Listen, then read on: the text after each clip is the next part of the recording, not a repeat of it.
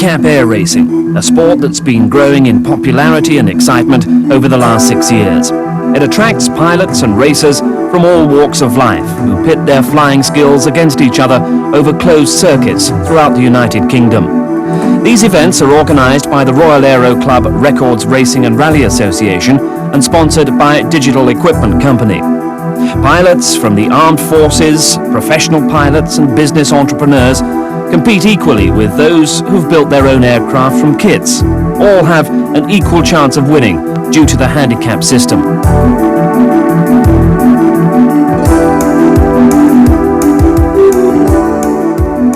Racing is open to all piston-engined light aircraft up to a weight of 12,500 pounds. A competition licence is gained by those with a minimum of 100 flying hours in command and who have passed the Royal Aero Club's rigorous flight test. Between 40 and 50 aircraft start each race, and their start position is determined by the handicap they're given. The handicap system is based upon the aircraft's flying speed, with the slowest plane starting first and the fastest last.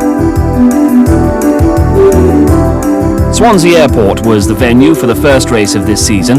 The immaculately prepared Luscombe, owned and piloted by Bob Willis, took off approximately 20 minutes before the last two powerful twin-engine Cessnas.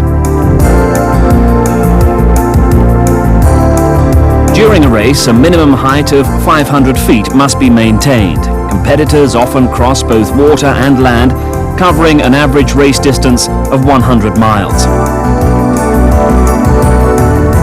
Race officials, timekeepers and turning point observers track the aircraft around the course to ensure that turns are taken correctly and height maintained, until finally gaggles of planes appear over the horizon, weaving and jostling for the best positions before diving for the line. With races at Swansea and Ipswich prior to this year's digital Schneider Trophy race, new pilots to air racing were able to qualify for the forthcoming prestigious event.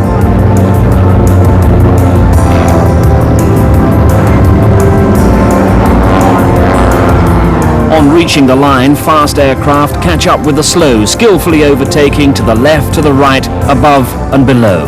The thrilling spectacle of top-class air racing. Since 1984, the digital Schneider Trophy race has grown to become Europe's largest air race. Over 50 pilots competed for this year's trophy, including entrants from France and Italy, all chasing the most sought-after prize in the racing calendar. In 1931, the Schneider Trophy was won outright by Britain.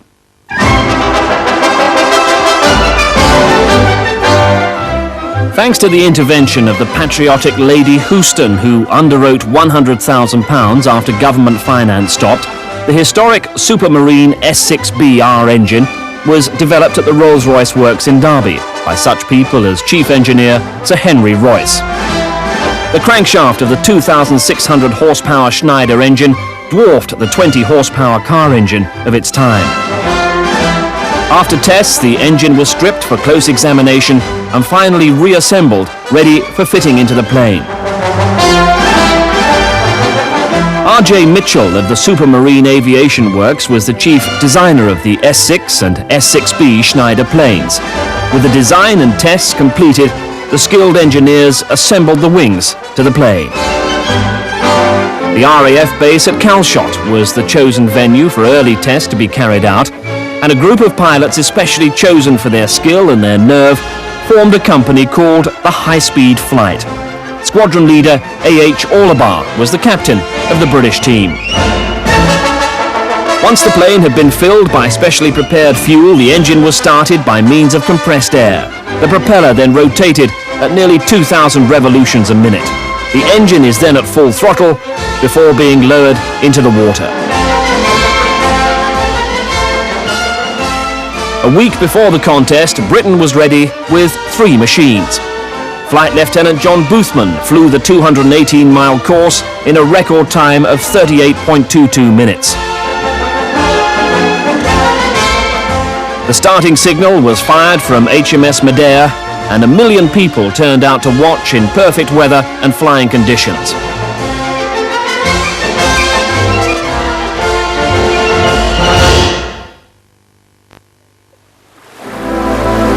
Today, the Isle of Wight still provides the venue for the modern-day version of the Schneider Trophy race that back in 1931 meant so much to the pioneers of aviation.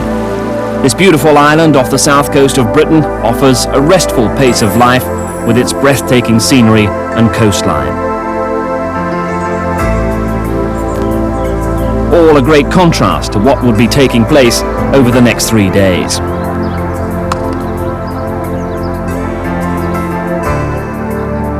Bembridge Airfield, the start and finish line for the race itself, provides an ideal location for the arrival of the 60 or more aircraft that compete for the trophy.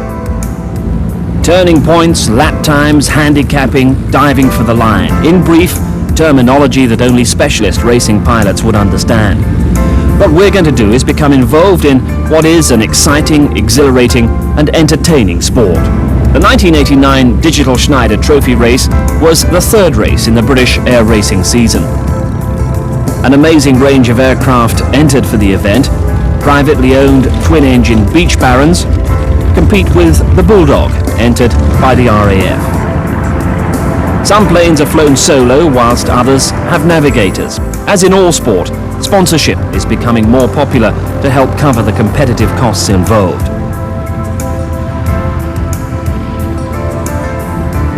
It's only when a group of highly skilled pilots meet on a regular basis that you see so many planes landing and taxiing closely together.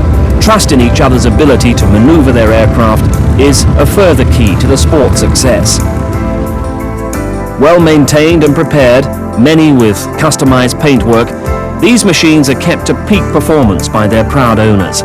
Nothing seems to deter these modern-day aviators from racing and from rivalry. Some aircraft preferring grass strip runways, others tarmac, some difficult to handle, others easy. Shared ownership planes, biplanes, and planes from other eras arrive with planes used for business and others for pleasure. With 2 cameras on board, we'll go to the start line with Derek Simpson in his Stolp Starduster. He'll talk us round the course. Taxi into position on the starting grid. During the race, at this point, I'll be keeping my eye on the starter. This time I've got to imagine him. You can see Andrew standing there. He raises his flag. I've got 10 seconds to go. Start feeding the revs in. Get up to full power just as he drops the flag. Brakes off. Accelerate. Keep straight on the rudder. 40 miles an hour. Get the tail up. Hold the tail up to 80. It's getting ready to fly. 85 and we're off. Hold the nose down to accelerate. Passing through 100 miles an hour. 110. 120, climbing a bit, climbing gently. There's a bit of turbulence from the trees just after the end of the threshold. Got to be ready for that. 130 miles an hour. Coming up to 135. I can see where I've got to turn left at the scatter point. Here it comes. Turn. Fairly gentle. We're still going slow. It's still 2G. Off to my left is Node's Point. We've got to go around that in the second lap, but not on this one. Out to Gill Kicker now. You can see it over the other side of the water. Try to get the turning point slightly to the left of the nose. The wind's tending to blow me into the turn. Coming up, turn, and check the speed. Back on heading. Speed's down a bit now. We've lost a bit going around the turn, but it will accelerate on this particular leg. Check temperatures, pressures, everything good. I can see Stone Point. Always keeping an eye out for other traffic. You never know when anybody's going to come past you. This time the turning point's under the nose, so I can't really see it until I turn. There it is. Got it, right in the left wingtip. Thorness Bay, that one's an easy one to find. I can see it right on the nose again. Accelerating, but I've lost a lot of speed at Stone Point. I'm not going to get it all back by the time I go around Thorness. Round the turn. There's a hill just to the south of the airfield. I want that slightly to the right of the nose as I roll out. Got it. Run over the island, looking for lift. If we can get lift, it gives us speed. Watching out for the turbulence. Again, check the engine instruments, make sure everything's working okay. Keep an eye open for other traffic. Somebody off to my right there. That's okay, he's well out of the way. Coming up the airfield turn, 108 degrees, fairly sharp left turn, we'll lose a lot of speed here. And pull, fair amount of G, roll over, pull, pull, pull, look for nose point, I can see it now, roll out on heading, hold it there, that's one lap down, off we go on the second one. A course we're going to become familiar with in the fierce contest for the Schneider Trophy. Let's meet some of the pilots. Earlier in the year, we visited Staverton Airport in Gloucestershire, home to several of the racing aircraft, to meet up with Sophia Hemming and her husband Nick, and also to have a look at the complete rebuild of her tripacer. That after Sophia had to make a forced landing at the end of last season. Last year it was a tripacer with a tricycle undercarriage, which meant it had a great big nose wheel, which stuck out in the airflow and didn't look very good. It's going to be a pacer, which means that it has a tail wheel, and the main gear is moved forward and the small wheel is at the back. It sits a completely different way on the ground, and there's a different landing technique. Also, as far as flying it is concerned, there was a lever for the brake before, which meant that you had to use a hand and pull this thing up as far as you could, really, and then hopefully it would stop. It was all chains and sort of pulleys. And now there are toe brakes, individual toe brakes, which means that I've got better steerage on it, which I'll certainly need, especially crosswind landings. This will be the only one with a 160 horsepower engine that's been modified to a tail wheel. So we will have the only one. There are a handful of others, 2, possibly 3, with smaller engines, but that's not quite the same aeroplane.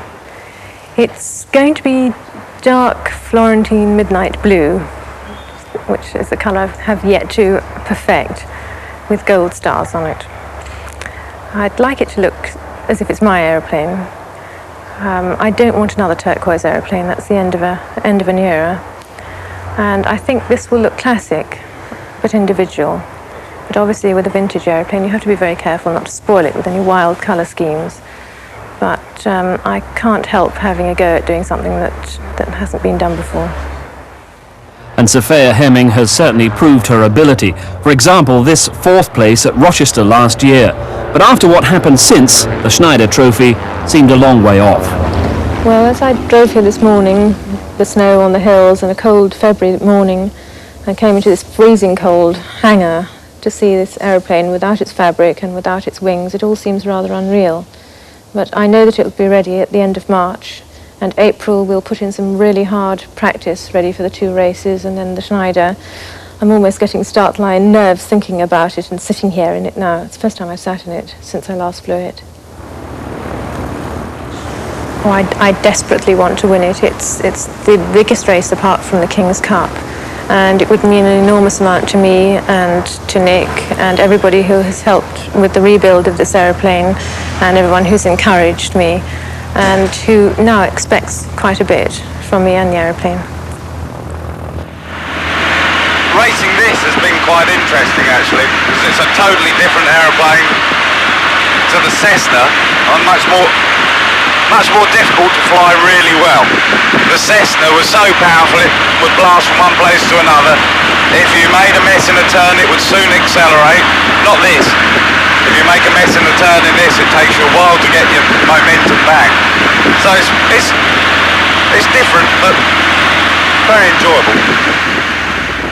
Andrew Brinkley, who this year is flying race plane number 18, a Beagle Pup, totally different from his Cessna 180, which won him the Digital Schneider Trophy in 1987.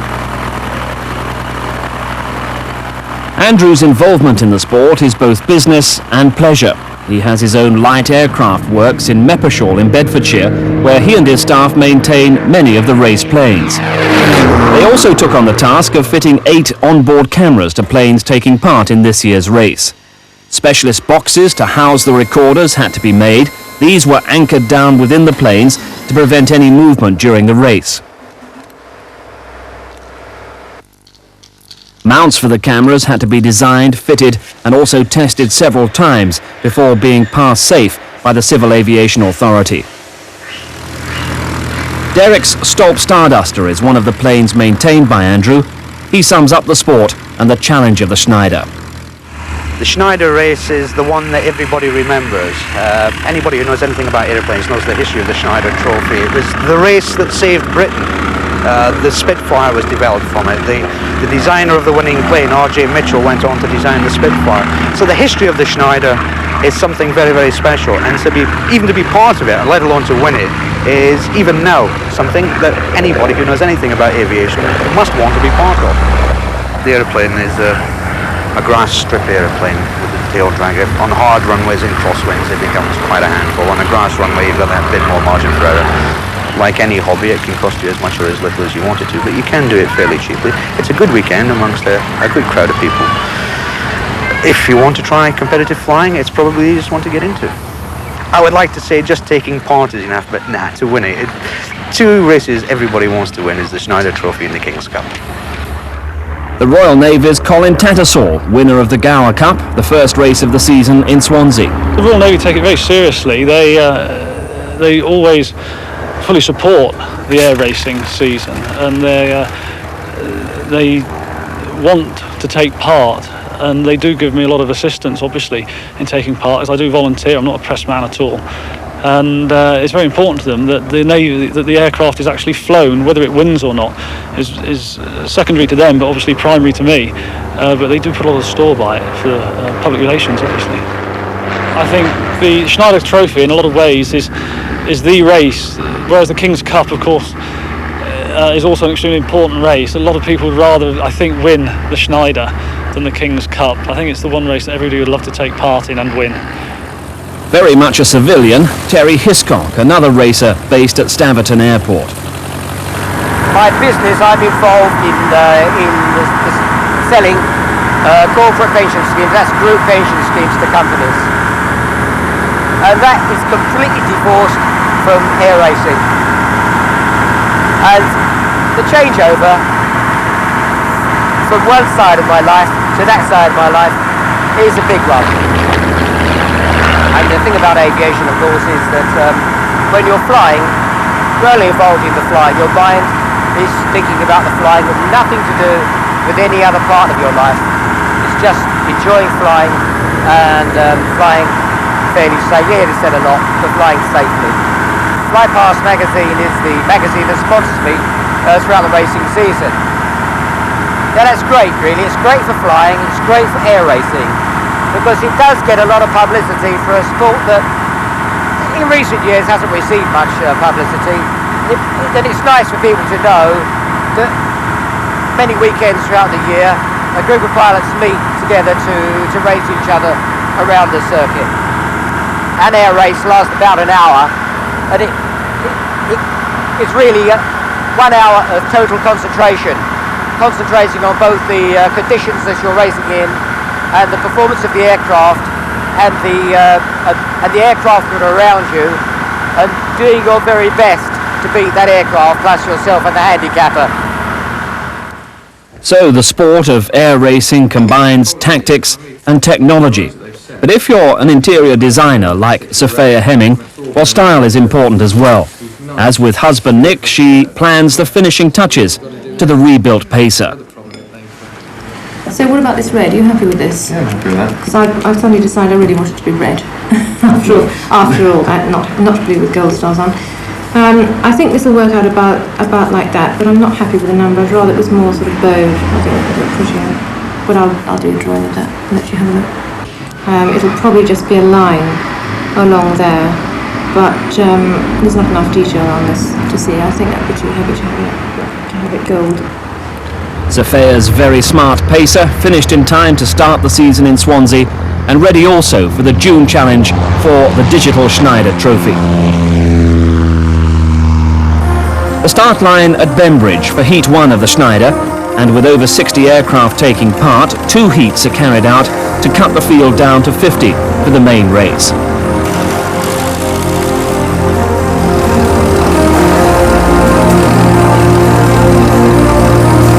With the first heat for the slower aircraft taking place in the morning, they're lined up and waiting for the flag to be dropped by Peter Crisp, last year's winner of the race.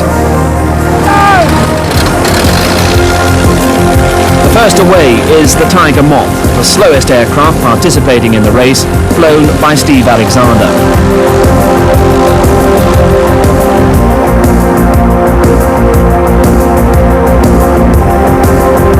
As Steve takes off, the other competitors line up, waiting for the timekeeper to drop the flag.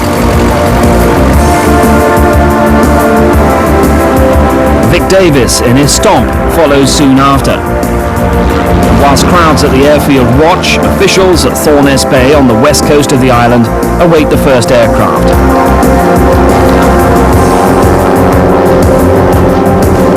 With a wingtip camera on his Beagle pup, we watch Terry Hiscock approaching the turn and taking it very tightly.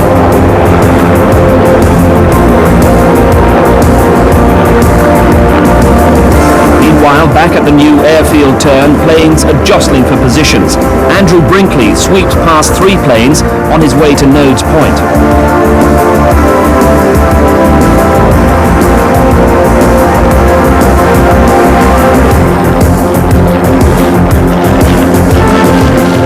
Whilst the battle is taking place in the air, one plane, that of Roger Hayes, returns early, obviously with problems.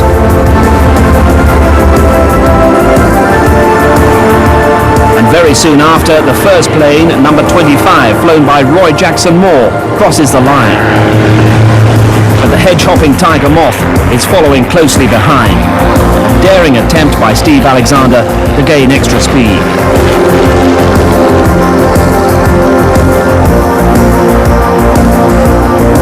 The Tiger Moth 4th, Sophia Hemming in 5th.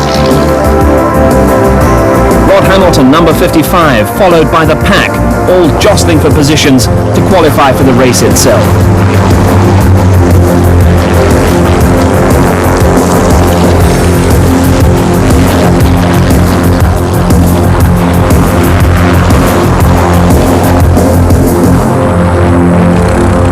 But missing out on the race for the line, Roger Hayes, whose problems forced him down early. What a disappointment. The cylinder head temperature was running up to 300 degrees C. It was running rough, gill kicker. There was a lot of water. There wasn't really much point in continuing. It was just getting rougher and rougher. Throttled back to come back to the mainland. Got a bit of height, not too much. And the temperature cooled down and the engine's running as sweet as a nut now. I'm not sure quite what the cause of the overheating was. But at least he's safe and there are no big problems with the aircraft. Yeah, sure, but that's me out of the Schneider, isn't it?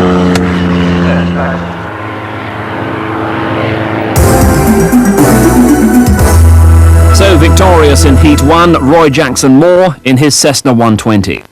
Plane went very well. It seemed a bit faster than usual, and the wind conditions favoured it, so we thoroughly enjoyed it. Delighted to win.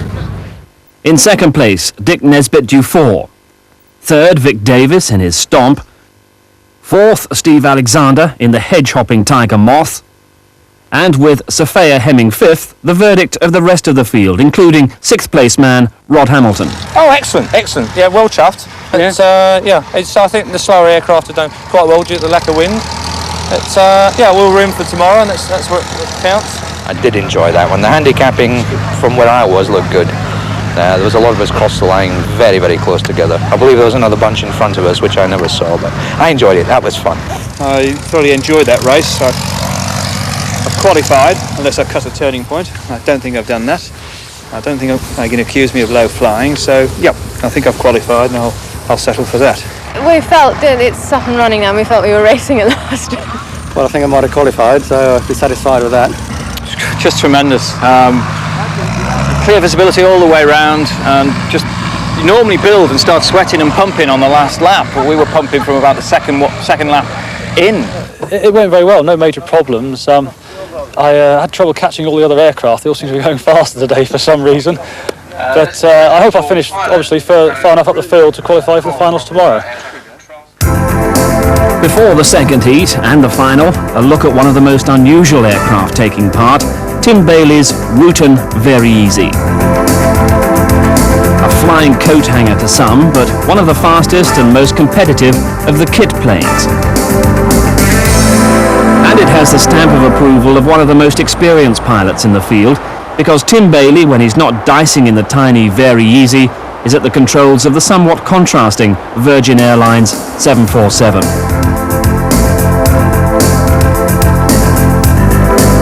The Very Easy has appropriately taken race number 747, and it was on a transatlantic long-haul flight that Captain Bailey talked of the common flying discipline that linked the two craft.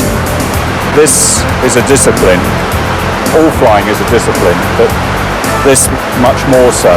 It's a technical thing, and you get a lot of job satisfaction doing this particular job. Virgin are very obliging. We have a system where we're allowed to request 1 day off in each roster period, and it works out that there is a race in each roster period, so I only have to request that 1 day off, and that will cover me for the weekend. As far as air racing is concerned, I got into it accidentally, really. A friend of mine started racing about 2 or 3 years ago, and he talked me into having a go myself, and once you do get into it, you realise that it is a lot of fun.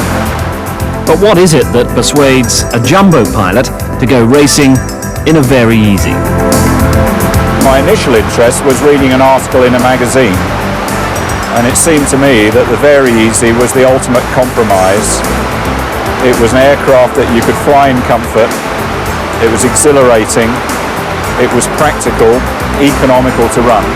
It works out at about 40 miles to the gallon, and you're cruising at about 140 miles an hour. It's got a top speed of 220 miles an hour. So all round, I think you get the best of all worlds in the Very Easy. From the Very Easy to another eye-catcher, Tony Holden's Dragon plane. The significance of the Dragon really is I wanted to make it look exciting, and I thought about putting sort of shark's teeth on the front, like some of the RAF Spitfires have got, or Kitty Hawks and things like that. But this one is my own design. I decided to make it colourful and bright because I think Air Racing Championship should be a colourful, bright sport. This plane is an Aero Commander. It's the only one on the UK register, and we think the only one in Europe. It's a very special aeroplane, and there's only 134 of them made out of the United States by the Mayors Company, which was then taken over by Rockwell. Extremely fast, very powerful, with nearly a 300 horsepower engine sitting in the front. We're doing around about 205 miles an hour. That's the sort of speed we're trying to put into this on the straight. But of course, because she's a big, heavy aeroplane, we do seem to lose a lot of speed on the corners, and that brings it down under 200 miles an hour. I first got involved in air racing in 1976 when I applied for a job with a company that was involved in running air races, and somebody thought that it was a good idea to teach me to fly. So from the organisational side of it, I then left that job and decided to do it for real and have a go myself. Once you're on the start line, you're just watching the flag and counting it down and making sure that you're off the very second that flag drops. Sophia and I always have a battle. Lady races number 47 and 74. But sometimes I win and sometimes she wins. This time it's my turn. Well, I think the Falco was probably originally designed for racing. An awful lot of them have been used for that. It was designed to be sort of minimum size for a two-seater to get maximum speed from a fairly small engine, and unbelievably it was designed and started flying over 30 years ago. This one's 29 years old. I'd love to win the Schneider Trophy. It's, I think, the most prestigious event in a racing calendar, and if I win it, it'll take the pressure off me for the rest of the year, and I won't have to worry about the King's Cup, which is the second most important one. What of the 1988 British air racing champion, Ken Wilson? The race was a good one for me last year, with a second place. If I could do as well as that this year, I would be, well, please excuse me just for a minute. I think the two competitors to beat are going to be Peter Crisp, who won last year, and Brian McBride, and I'm sure we're going to have a close race together. Would be cream on the cake for me, being the fortunate winner of the digital British Air Racing Championship. To win this race, which is really the premier event of the year, apart from the King's Cup, would be a wonderful thing.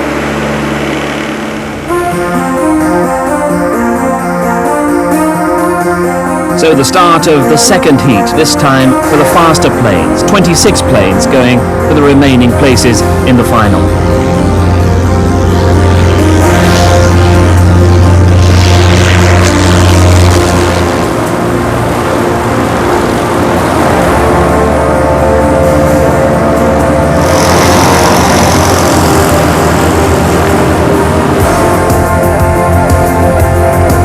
Nick Snook, the winner of the 1985 Schneider Trophy, starts his challenge at the controls of his Robin Aiglon, turning tightly over the first scatter point.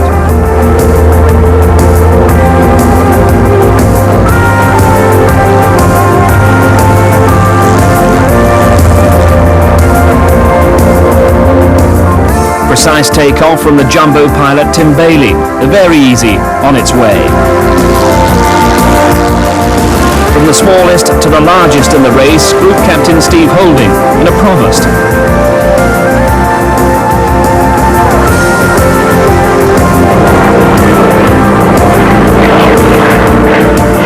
Several twin-engine planes in the race. This is Bert Miles in a Duchess.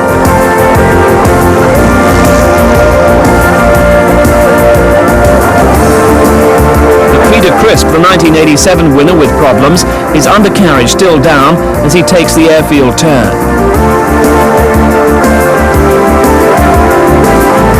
They're on board with Irishman Brian McBride in the tight turning Falco, heading for a top 5 placing in this qualifying heat.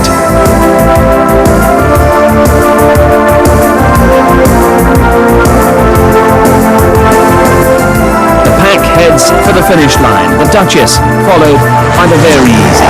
But ahead of them it was Eddie Coventry in his Cat 10B, taking the heat victory from the Piper Arrow of John Calman. Bert Miles in the Duchess finishing, but he'd be disqualified for cutting the turn at Stone Point. Nick Snook coming in 4th. And behind him we're swooping for the line with Brian McBride taking 5th.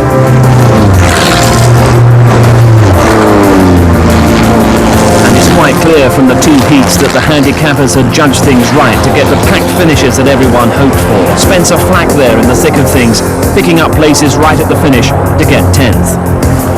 Last year's champion Ken Wilson claiming his place in the final. And once he'd landed, he was quick to offer advice for Peter Crisp, who had that undercarriage problem. Peter had qualified in rather limping fashion after being reluctant to retract the landing gear. But now he's simply trying to guarantee a better day tomorrow. We've got a hydraulic problem on the undercarriage. It's just had a service, and this is one of these things. We're now going to check the fluid levels, and we believe there's some air in the hydraulics at the moment. We have a hand pump on the inside, and we use the hand pump in conjunction with the hydraulics and the electric pump. But we still couldn't get the doors shut, and hence obviously got a tremendous amount of drag. So to stop the any further damage on the doors, we dropped all the undercarriage down to slow the airplane down and to make sure we could land again with the gear down.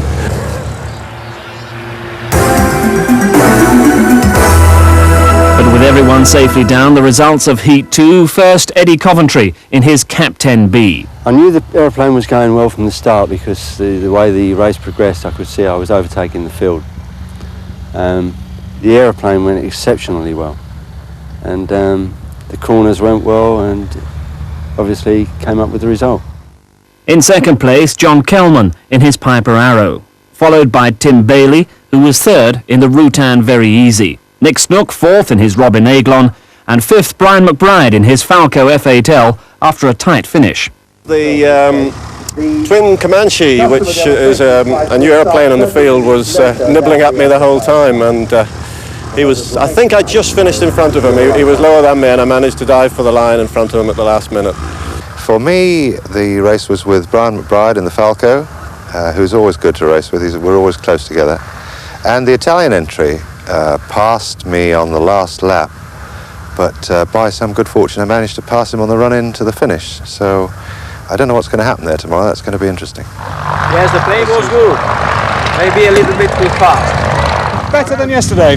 I'm slowly managing to get the handling, the turning sorted out, and she seems to like a slingshot approach as opposed to the direct pull and heave round. Well, I was very surprised we did so well because I didn't expect to do so well in the heats. We just raced as best as we could, and suddenly we found that we were in front of everybody but Eddie Coventry, and I thought, well, providing nobody comes past me, we're actually going to get a result, and it's the first good result I've had, and I'm ever so pleased indeed. Plane performed very well indeed, actually, there's no doubt about it. And when we were diving for the line, that's when the old heart starts pumping away like mad. But the Isle of Wight an ideal place to let the tension drain away. The weather had been perfect for the heats, and early morning on the sands, Terry Hiscock and his wife Susie were discovering it would be perfect for race day. One has to build up some tension. You have to build up some adrenaline. And to go for a walk on the beach in the morning with my wife Susie and the dogs is a way of relaxing before starting the build-up. When you do the Schneider, you can't help thinking about the early seaplanes, these big, really pokey machines that they were so torquey, you had to take them off across the wind to allow them to turn into wind on the takeoff run. And of course their association with that lovely aeroplane, the Spitfire. The Spitfire is, I suppose, it's every boy's dream, and I think it's every boy's dream today. Even the young people of today know what Spitfires are. My daughter knew what a Spitfire was from a very young age. You can't help being involved with the Schneider and remembering the aeroplane. Skies are clear, the course is familiar, but nervous, tense contestants will always find jobs to do and checks to be made in the slow countdown to the race. The pilot's briefing is routine but important. Pilots are warned against indiscretions like low flying, climbing and descending in the turns, as well as having the all-important course markings outlined just one more time. Coast Guard lookout on the Crab and Lobster. There's a little green field, and it's in the far corner. Everyone has seen it, been no problem. I wouldn't think we've got much chance really, because at the end of the day, the slower ones, unless there's a strong wind, and there's not today, slower ones nearly always have a better chance. The secret weapon today is that the Dragon has had no alcohol for the whole of the period. The bloodshot eyes are now really clear and it's seeing well. So beware of the Dragon as we come tearing past some of these smaller aircraft. The object is to win the race today, obviously. I mean, that's the big one. I hope to do a little bit better than yesterday, but nothing more. It's all down to the handicapper, isn't it? Really. We'll see. We're optimistic. We had a good heat yesterday. We came 9th, 7th at Ipswich the race before. I think he's getting used to our speed and our performance, so fingers crossed we might be up in the first 6 with a bit of luck. I'm looking forward to it enormously. I think it will be a fairly close race. Should be a good spectacle for everybody, and probably a close finish as well. The nerves start a little bit, the adrenaline starts pumping, you're looking forward to it, and you're anxious at the same time. It's a funny feeling. Go for broke, and hopefully it'll work out. A good placing would be nice. I don't think there's a particular aircraft I've got today will see winning the Schneider, although surprises do happen. Very excited. The aeroplane's going well, and it's going to be a super day. I'm just really looking forward to racing. I'm really looking forward to it very much.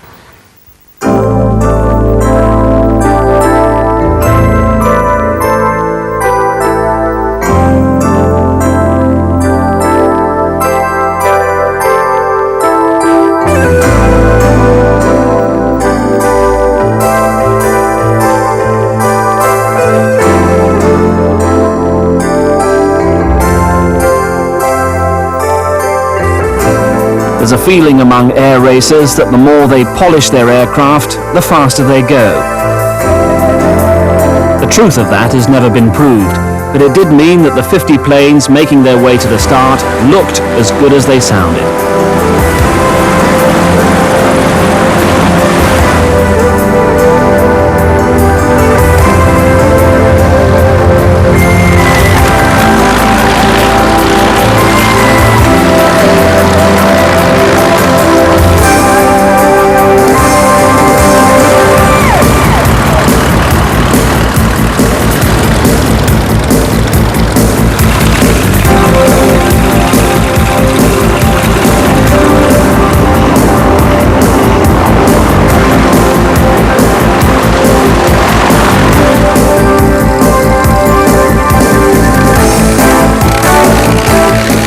So the 1989 digital Schneider Trophy underway, led off once more by the slowest entrant, Steve Alexander in the Tiger Moth. Steve on a scratch handicap, the rest of the field are timed back from him, with the last in the field not taking off for another 39 minutes.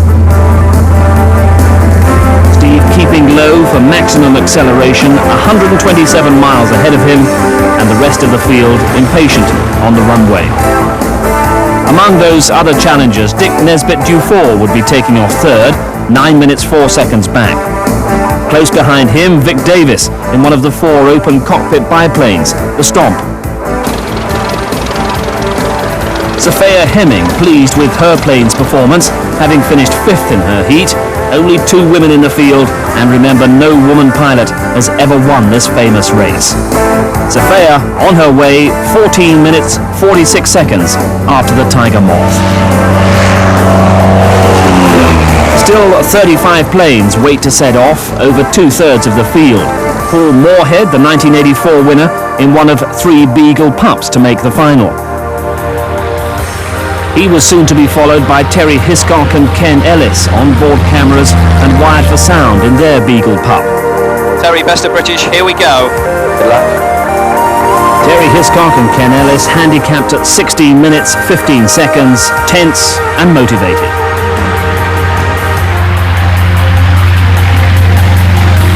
Terry, another pilot, keeping low over the airfield, heading out east to the scatter point on the coastline. Giving chase, Andrew Brinkley, fastest of the Beagle pups and another previous Schneider Trophy winner.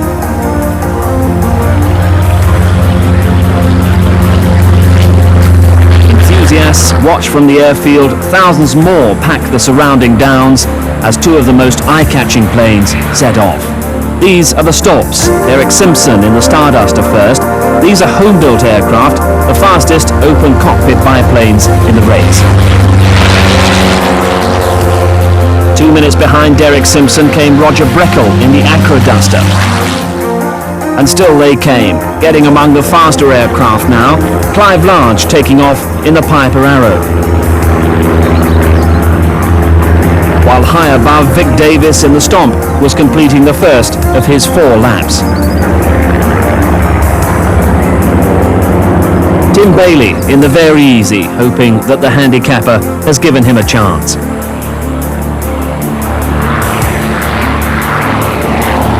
He takes off just ahead of the Heat 2 winner, Eddie Coventry. But not everyone has made a clean getaway, or indeed a getaway at all.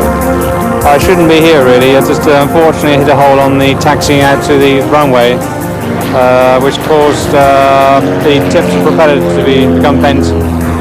I had everything going today. I was ready for it, but well, there we go. I now have to wait for next year. Disappointed.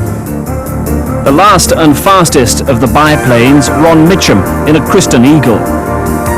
Ron airborne 29 minutes after the first aircraft. And out at Thorness Bay, the 4th turn well into the lap, Rex Levi in a Grumman AA-1B, monitored by the vigilant officials. As is Dave Lewandon in the Fuji FA-200. And hoping that he'd sorted out his undercarriage problems, Peter Crisp. He'd be taking off just ahead of Ken Wilson, who'd shown such sporting concern the day before. 32 minutes 55 seconds, his handicap. Both away safely and into battle. On board with Brian McBride as he prepares to launch the Falco into the fray.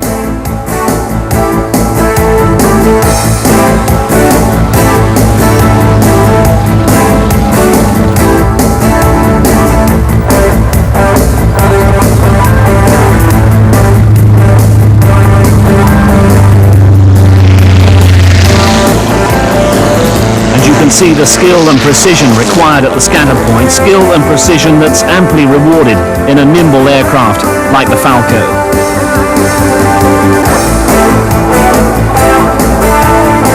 Just away, Spencer Flack in the fast Beach Baron. His preoccupied navigator is race commentator Brian Wolf. The flag is now up, and so throttle's going forward. You can probably hear the throttle's going forward. We wait these last 10 seconds for the flag to drop, and down it goes, and away we go. So throttle right bang up to the firewall.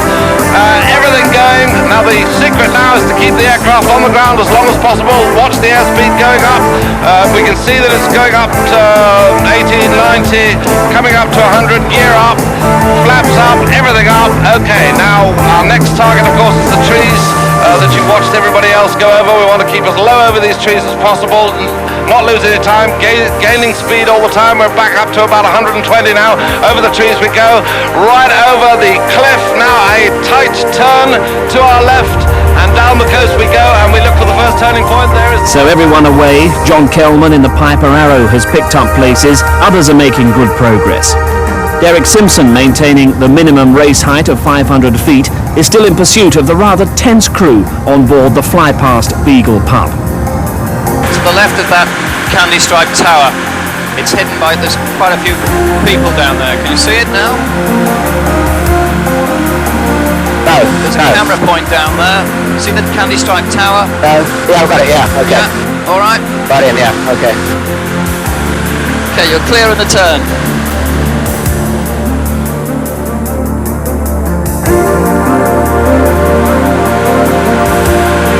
Good track. Thorness Bay at the end of lap 3 shows just how the handicap is starting to unwind. Everyone carefully maintaining height at the turning point. Bob Willis in the Luscombe, the provost of Group Captain Steve Holding. And we'll go on board with Brian McBride at the airfield turn, with Gordon Jameson in very close attendance. A rather exciting moment for Jameson. Things a bit calmer for Roger Breckel in the Acroduster. Peter Crisp holds off what seems to be the stern challenge of Ken Wilson, and the stall warning on Crisp's Cessna shows how he's right on the limit.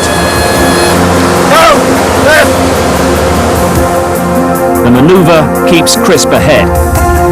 Sophia Hemming challenges for the lead as Brian McBride sweeps past Derek Simpson.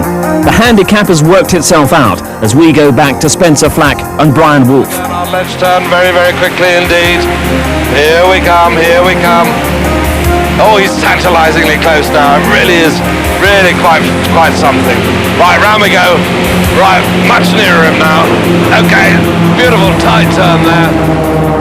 The airfield turn was producing no end of excitement. Eddie Coventry and Clive Large locked in another daring battle. The spectators and the racers were now ready for the run-in for victory in the digital Schneider trophy. The Tiger Moth has completed its third lap and it's still ahead. Steve Alexander from Rod Hamilton in the Cessna. Dick Nesbitt Dufour in third. Then comes Vic Davis in the Stomp and Roy Hodder in fifth. But there's still 18 minutes of flying time left, and Sophia Hemming for one is closing fast on the leaders. Derek Simpson also moving up the field as the skies above the Isle of Wight are alive with noise and action. The holiday routine continues down below. The best foreign entry, the Italian Brigadier General Battisti. Tim Bailey setting himself up for a stunning overtaking manoeuvre on John Kelman. Brian McBride gets past Peter Crisp, one camera with the celebration, the other with the reaction.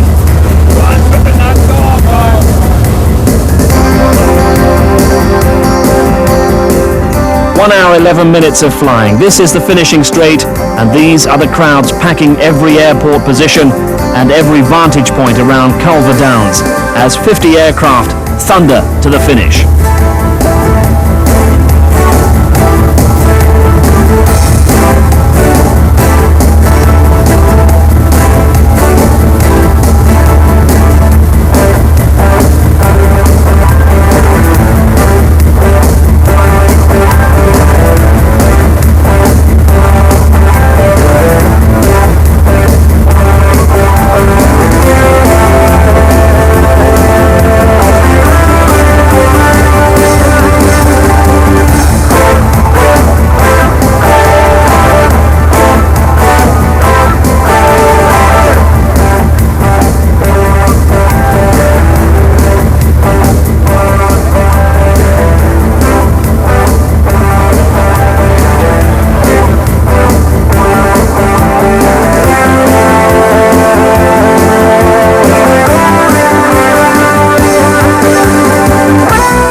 shapes emerge above the trees, and not very high above the trees. A high-wing monoplane leads from a biplane.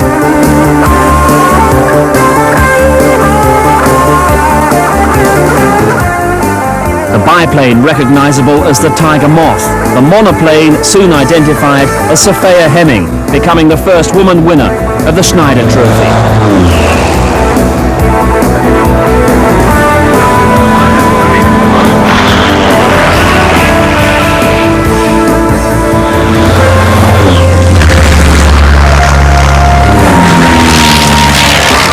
The Tiger Moth touches briefly, but after the finish, so Steve Alexander second, Rod Hamilton third. And behind them, the packed sky is testament to the pilot's daring and the handicapper's skill.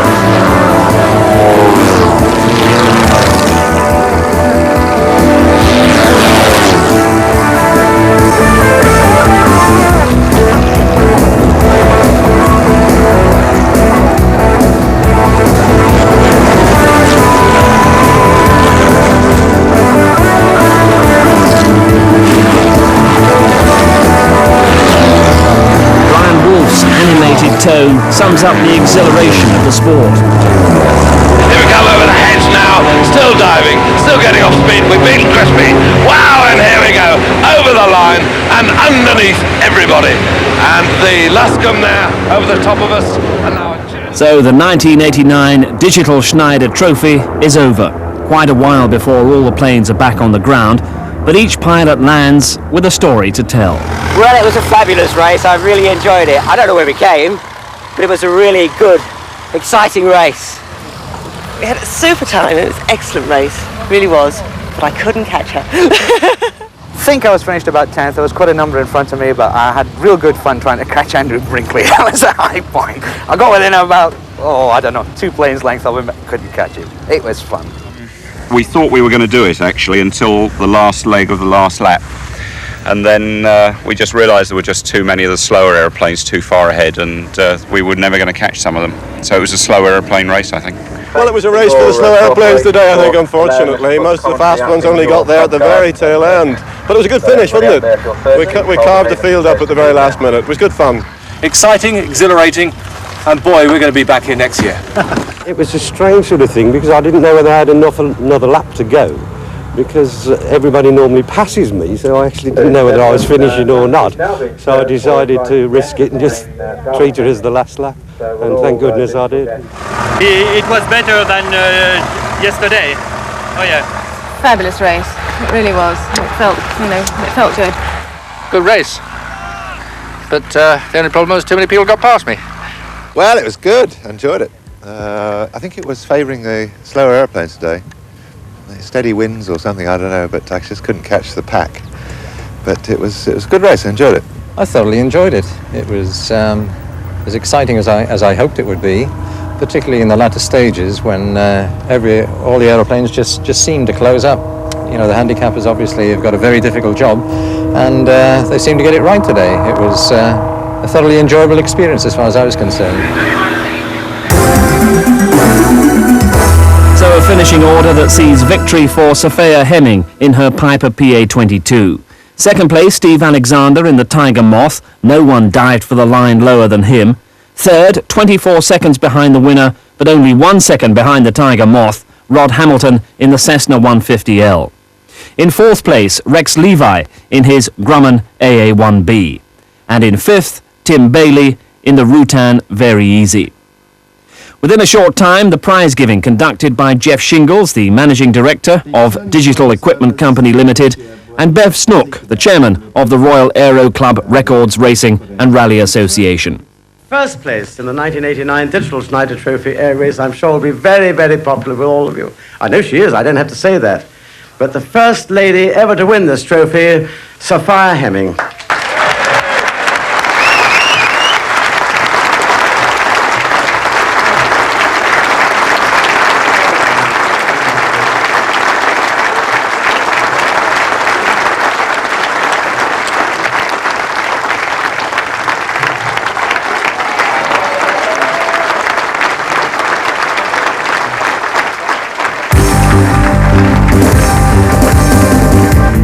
So history made on the Isle of Wight. The first woman winner, and Sophia Hemming, taking the trophy after starting the year with a complete rebuild and conversion of the plane and getting the chance to race it only once before the Schneider Trophy.